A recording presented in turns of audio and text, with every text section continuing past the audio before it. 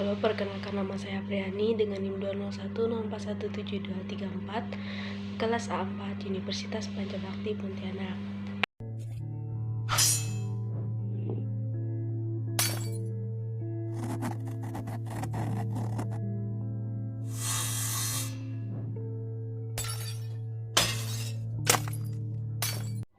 Di video ini saya akan membahas buku manajemen operasi 1 bagian bab 4.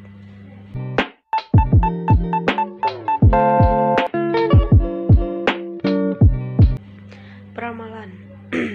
Salah satu kegiatan yang dianggap mampu untuk dijadikan dasar dalam pembuatan strategi produksi perusahaan adalah peramalan penjualan. Dalam peramalan akan diketahui besarnya fluktuasi dan tingginya risiko merupakan karakter yang melekat pada sistem produksi dan distribusi produk bisnis. Konsep dasar peramalan. Definisi peramalan. Peramalan adalah pemikiran terhadap suatu besaran, misalnya permintaan terhadap satu atau beberapa produk pada periode yang akan datang. Dalam praktiknya, peramalan merupakan suatu perkiraan dengan menggunakan teknik-teknik tertentu. Dalam kegiatan produksi, peramalan dilakukan untuk menentukan jumlah permintaan terhadap suatu produk yang dilakukan pada awal proses perencanaan dan pengendalian produksi. Dalam peramalan ditetapkan jenis produk yang diperlukan, what, jumlahnya, how many, dan waktu dibutuhkannya, when. Peramalan pada umumnya digunakan untuk memprediksi sesuatu yang kemungkinan besar akan terjadi, misalnya kondisi permintaan, banyaknya curah hujan, kondisi ekonomi, dan lain-lain. Tujuan peramalan menurut Pangestu Subagio, peramalan bertujuan mendapatkan ramalan yang dapat meminimumkan kesalahan meramal dan dapat diukur dengan mean absolute percent error. Karakteristik peramalan menurut Nation, peramalan yang baik mempunyai beberapa kriteria, antara lain akurasi, biaya, dan kemudahan. Penjelasan dari ketiga kriteria tersebut adalah sebagai berikut. Akurasi. Pengertian akurasi dari suatu peramalan diukur dengan hasil kebiasaan dan kekonsistensian peramalan tersebut. Apabila hasil peramalan dikatakan bias, peramalan tersebut terlalu tinggi atau rendah dibandingkan dengan kenyataan yang sebenarnya terjadi. Selanjutnya, hasil peramalan dikatakan konsisten apabila kesalahan peramalan relatif kecil. Biaya yang dibutuhkan dalam pembuatan peramalan bergantung pada jumlah item atau jenis yang diramalkan. Jangka waktu peramalan. Dalam metode peramalan yang dipakai, ketiga faktor pemicu biaya tersebut akan mempengaruhi terhadap data yang dibutuhkan. Selain itu juga akan bergantung pada cara pengolahan data, manual atau komputerisasi, cara penyimpanan data, dan tenaga ahli yang dibantukan. Kemudahan penggunaan. Metode peramalan yang sederhana, mudah dibuat, dan mudah diaplikasikan akan memberikan keuntungan bagi perusahaan.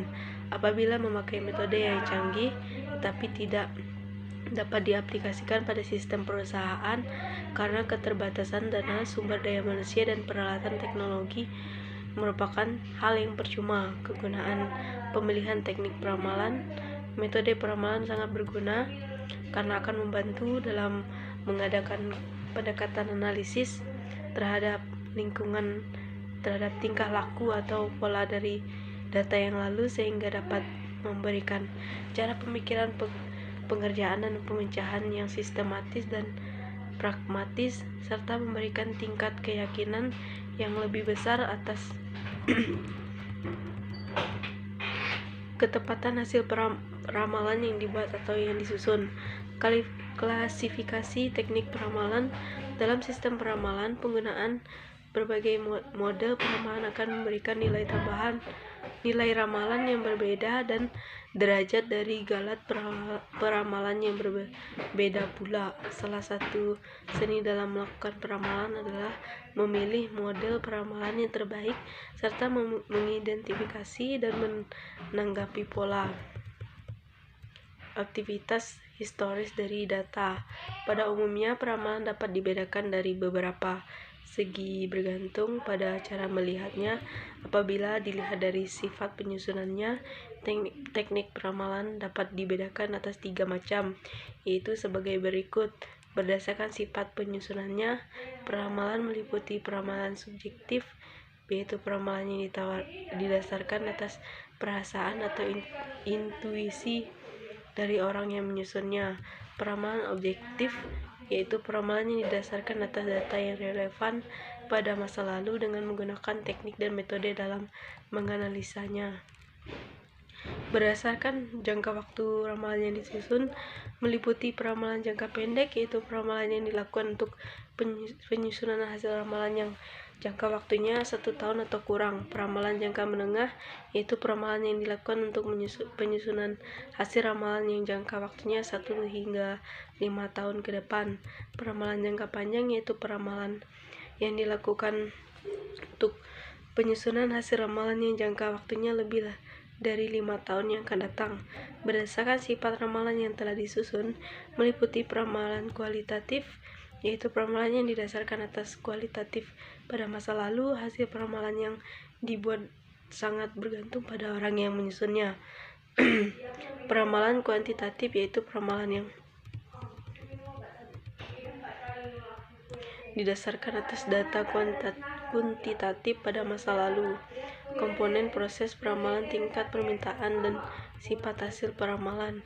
Pada dasarnya, peramalan adalah proses untuk memperkirakan kebutuhan pada masa datang yang meliputi kebutuhan dalam ukuran kuantitas, kualitas, waktu, dan lokasi yang dibutuhkan dalam jangka memenuhi permintaan barang ataupun jasa. Komponen proses peramalan. Peramalan permintaan merupakan tingkat permintaan produk yang diharapkan terrealisasi untuk jangka waktu tertentu dan pada masa yang akan datang. Menurut Yamit, untuk menjamin efektivitas dan efisiensi dalam sistem peramalan permintaan, terdapat 9 langkah kegiatan yang harus dilakukan, yaitu menentukan tujuan dari peramalan, memilih item independen demand yang diramalkan, menentukan horizon waktu dari peramalan, memilih model peramalan, memperoleh data yang dibutuhkan untuk melakukan peramalan, validasi model peramalan, membuat peramalan, implementasi hasil peramalan, memantau keadaan hasil peramalan. Komponen pertimbangan dalam peramalan. Menurut Yamin, dalam melakukan peramalan diperlukan beberapa pertimbangan, antara lain item yang diramalkan, peramalan dari atas atau dari bawah, teknik peramalan, satuan yang digunakan, interval waktu, komponen peramalan, ketepatan peramalan, pengecualian dan situasi khusus, perbaikan parameter model peramalan. Dengan demikian, peramalan tidak terlalu dibutuhkan dalam kondisi permintaan dasar pasar yang stabil karena perubahan permintaannya relatif kecil. Akan tetapi, peramalan akan sangat dibutuhkan apabila kondisi permintaan pasar bersifat kompleks dan dinamis. Hanya sedikit lingkungan bisnis yang dapat menghindari proses peramalan dan hanya menunggu hal-hal yang terjadi untuk mengambil kesempatan. Sifat hasil peramalan menurut Nation. Dalam pembuatan peramalan terdapat beberapa hal yang harus dipertimbangkan, yaitu sebagai berikut. Ramalan pasti mengandung kesalahan, artinya peramal hanya bisa mengurangi ketidakpastian yang terjadi, tetapi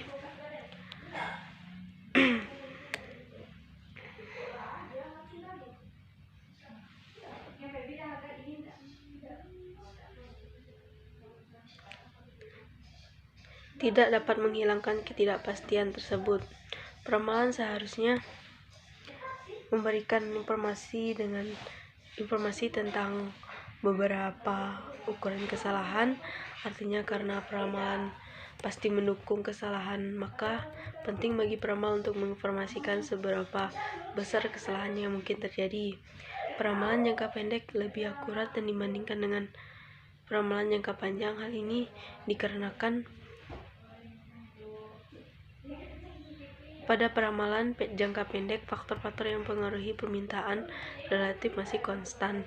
Panjangnya periode peramalan semakin besar pula kemungkinan terjadi perubahan faktor-faktor yang mempengaruhi permintaan. Metode dalam peramalan. Metode yang baik adalah metode yang memberikan nilai-nilai perbedaan atau penyimpanan yang mungkin. Menurut Sofyan Ash-Shawari, berdasarkan sifatnya, peramalan dibedakan menjadi dua metode, yaitu peramalan kualitatif dan kuantitatif. Peramalan didasarkan atas data kualitatif didasarkan pada pengamatan kejadian-kejadian pada masa sebelumnya, digabung dengan pemikiran dari penyusunannya. Adapun peramalan yang didasarkan atas data kuantitatif diperoleh dari pengamatan nilai-nilai sebelumnya. Hasil peramalan yang dibuat bergantung pada metode yang digunakan. Menggunakan metode yang berbeda akan diperoleh hasil peramalan yang berbeda. Metode peramalan kualitatif pada umumnya bersifat subjektif, dipengaruhi oleh institusi, emosi, pendidikan, dan pengalaman seseorang. Menurut Sofyan Ash-Shawari, hanya dapat digunakan apabila terdapat 3 kondisi berikut. Adanya informasi tentang keadaan yang lain. Informasi tersebut dapat dikuantifikasi dalam bentuk data. Dapat diasumsikan bahwa pola yang akan berkelanjutan pada masa yang akan datang. Beberapa metode peramalan yang digolongkan sebagai model kualitatif ada sebagai berikut. Metode Delphi. Dalam metode ini, sekelompok pakar mengisi kuesioner. Metode ini pertama kali dikembangkan oleh Rand Corporation pada tahun 1950-an. Adapun tahap-tahap yang harus dilakukan yaitu sebagai berikut. Menentukan beberapa pakar sebagai partisipan melalui kuesioner atau email. Diperoleh peramalan dari seluruh partisipan. Menyimpulkan kembali hasil revisi peramalan dan kondisinya, kemudian dikembangkan dengan pertanyaan yang baru. Apabila diperlukan, ulangi tahap 4, kemudian seluruh hasil akhir didistribusikan kepada seluruh partisipan. Dugaan manajemen atau panel konsensus. Metode ini cocok dalam situasi yang sangat sensitif terhadap intuisi dari sekelompok kecil yang mampu memberikan opini kritis dan relevan. Teknik ini akan dipergunakan dalam situasi ketika tidak ada alternatif lain dari model peramalan yang dapat diterapkan. Riset pasar merupakan sebuah metode peramalan berdasarkan hasil survei pasar yang dilakukan oleh tenaga pemasaran produk atau mewakilinya. Berfungsi untuk menjaring informasi dari pelanggan potensial atau konsumen berkaitan dengan rencana pembelian mereka pada masa mendatang. Metode kelompok terstruktur. Metode kelompok terstruktur sama seperti metode Delphi pada metode lainnya. Apabila metode Delphi merupakan teknik peramalan berdasarkan proses konvergensi dari opini beberapa orang ahli secara interaktif tanpa menyebutkan identitasnya. Metode kelompok struktural tidak bertemu secara bersama dalam suatu forum untuk berdiskusi, tetapi diminta pendapatnya secara terpisah dan tidak boleh secara berunding. Analogi historis. Pada dasarnya, analogi historis merupakan teknik peramal berdasarkan pola data masa lalu dari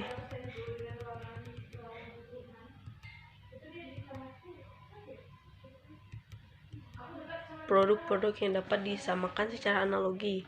Misalnya peramalan untuk pengembangan pasar televisi multisistem yang menggunakan model permintaan televisi hitam putih atau televisi berwarna biasa.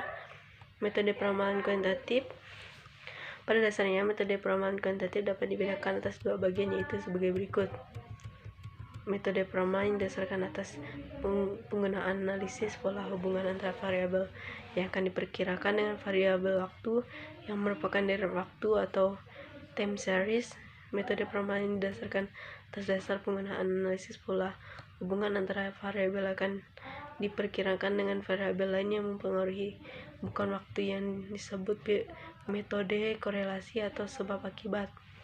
Adapun prosedur atau langkah-langkah yang perlu dilakukan dalam peramalan secara kuantitatif yaitu mendefinisikan tujuan peramalan, membuat diagram pencar, memilih minimal 2 metode peramalan yang dianggap sesuai, menghitung parameter fungsi peramalan, menghitung kesalahan setiap metode peramalan, memilih metode yang terbaik yaitu memiliki kesalahan terkecil, melakukan verifikasi peramalan.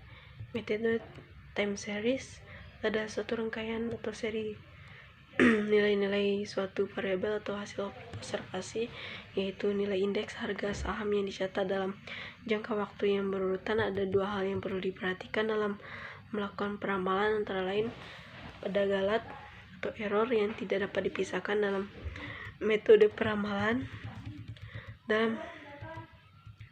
Untuk mendapatkan hasil yang mendekati data asli, seorang peramal harus berusaha membuat error sekecil mungkin.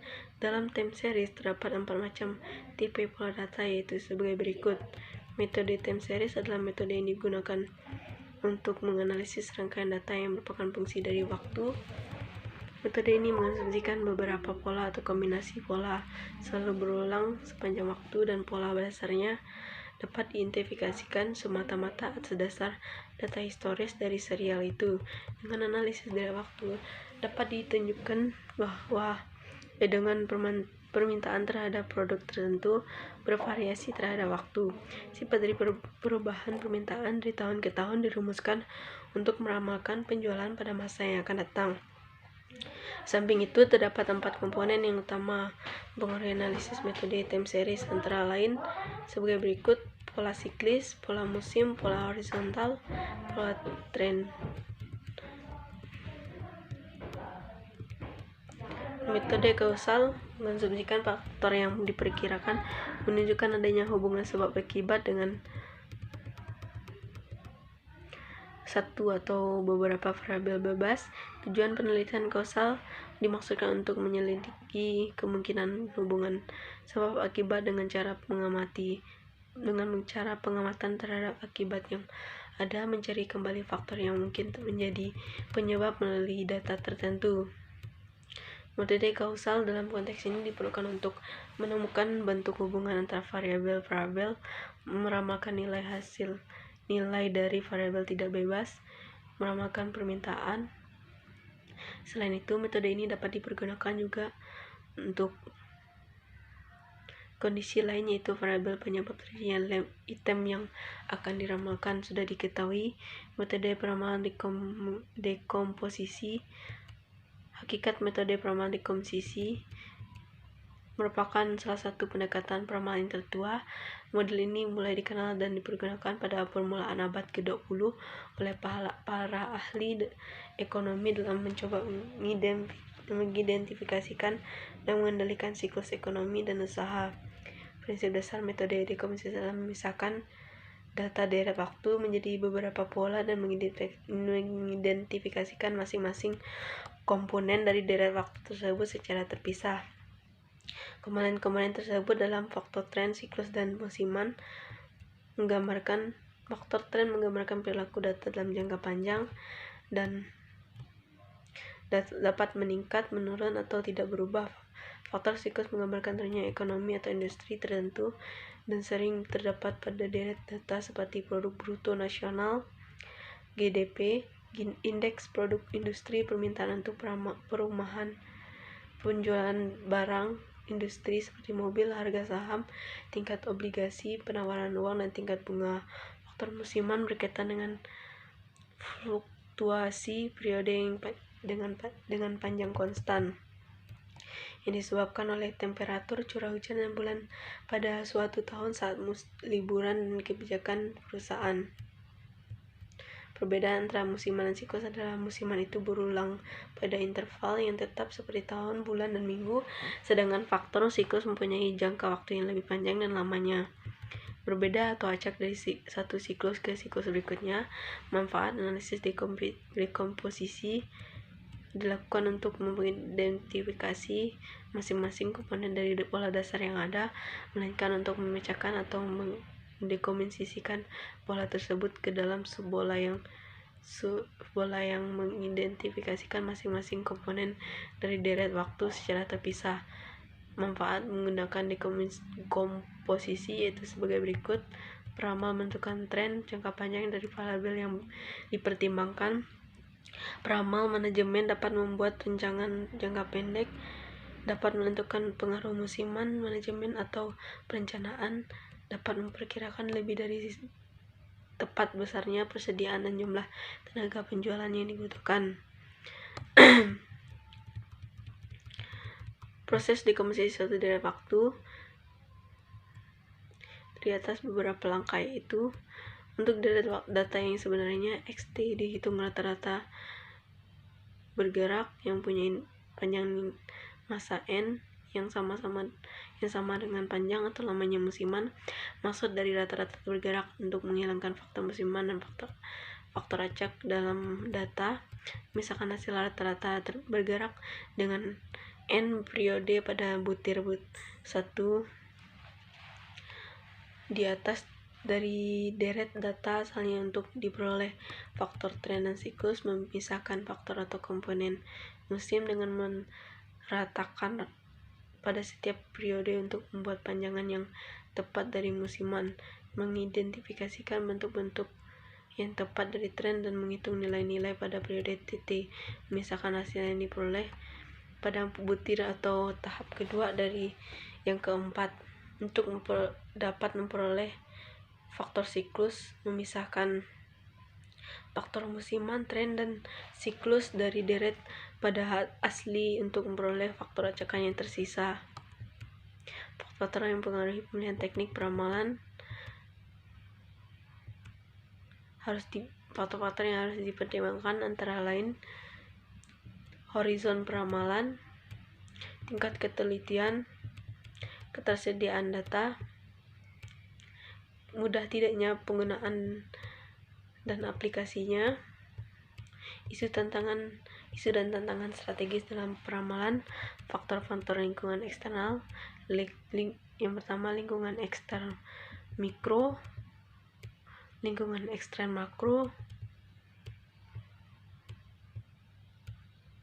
variabel ekonomi.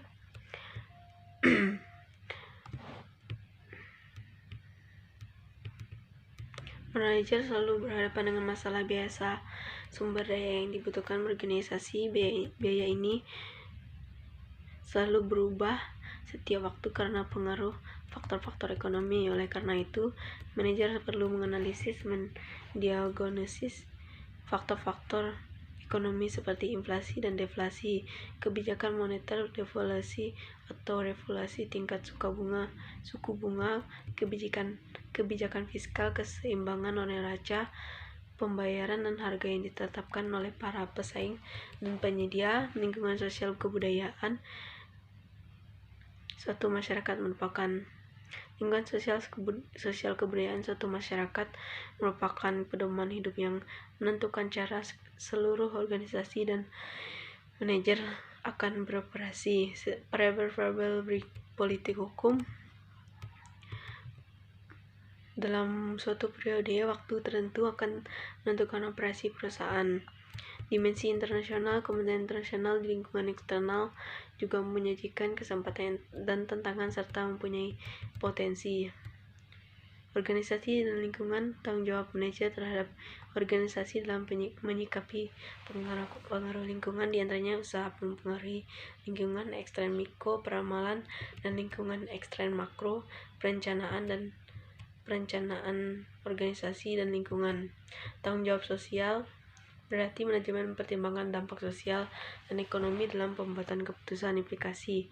Dari hal itu, upaya yang harus dilakukan antara lain, manajer dituntut mengimplementasikan etika berusaha.